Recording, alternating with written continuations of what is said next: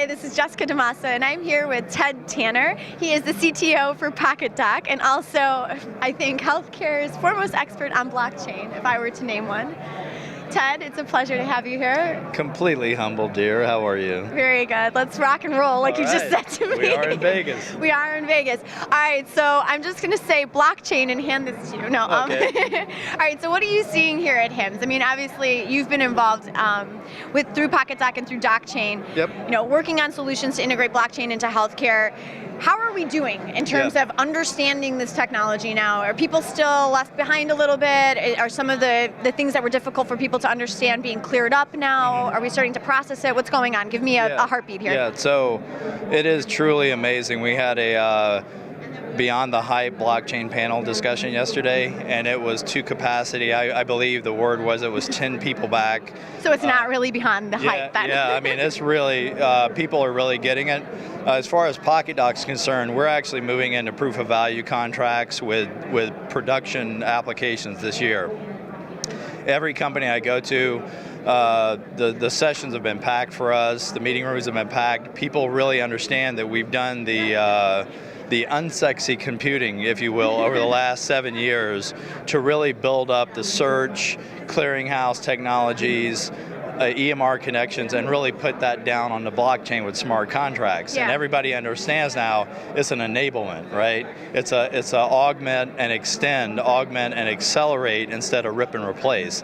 And now with companies like AWS and Hyperledger here, it is really starting to resonate like, oh, we have to get on the DoChain train, right? Yes, we do. Yes. So in your session, I heard you say, I was looking at the footage from it, Yep. and it was, you called blockchain the next evolution in enterprise computing. Yes. And I love that. I think that that's a really bold statement. Yes. So what do you mean by that? Explain that. Yeah, so the aspects of what I call computational governance is facilitated with a identity by consensus. So the consensus mechanics of a very adversarial network that we're in. Okay. I mean, there are adversarial companies in health, right? But everybody understands that they have to start collaborating and agreeing. And that consensus would secure agents, like pieces of software that say, hey, what are you going to do for me? And collaborate in a network fashion is the way that's going to enable the future of computing in the enterprise. So really the computational aspects and automated agent, autonomous agents on the enterprise is the way of the future.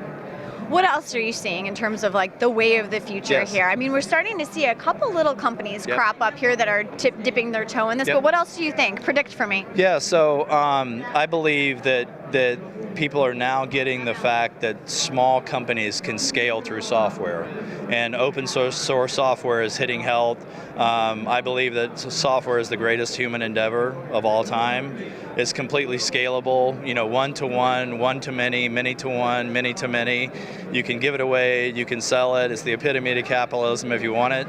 And I think now the health industry is finally saying, okay, we have to fully internalize this technological evolution, or there's going to be a washout. How do you think that's going?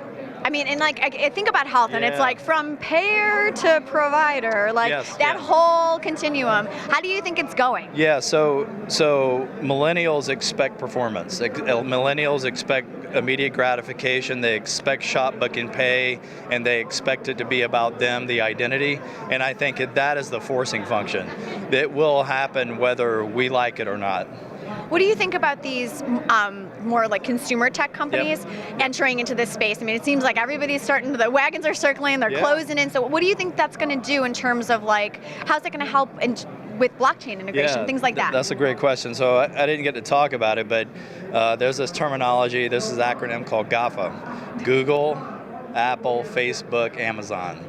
Now, they don't have products per se because you are the product. Right. And your information and identity are their product. So it's going to be an interesting future where whoever owns that identity, whoever knows the customer the best, is actually going to be able to extend that health network.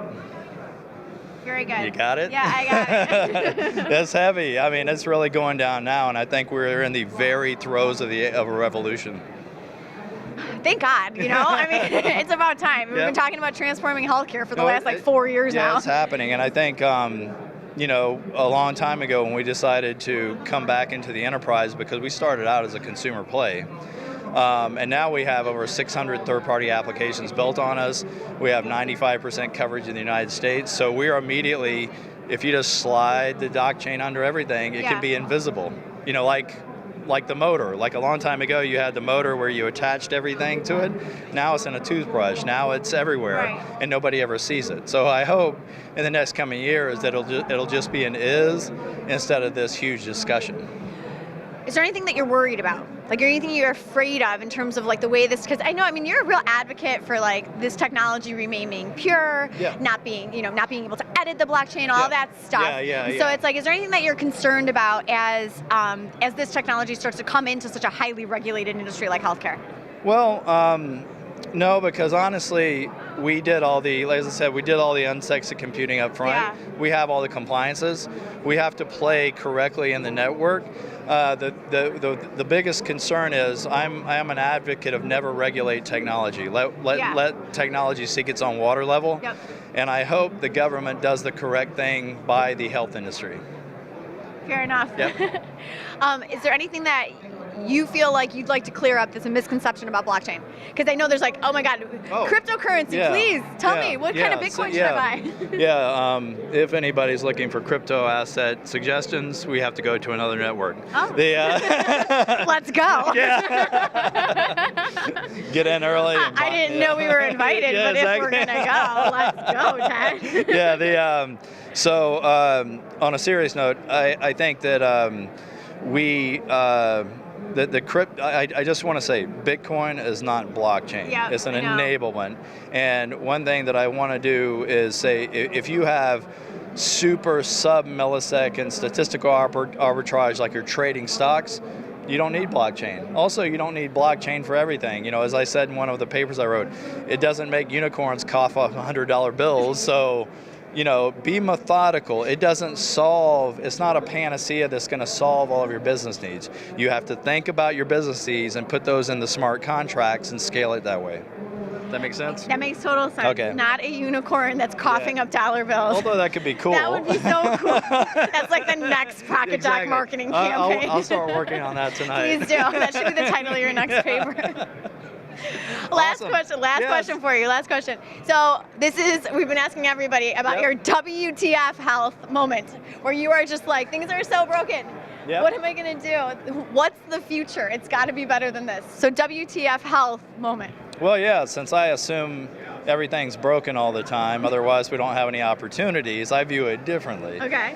My WTF moment is walking into the main hall and seeing AWS right in the center of everything. Really? Yes. I was like, okay, boys and girls, game on.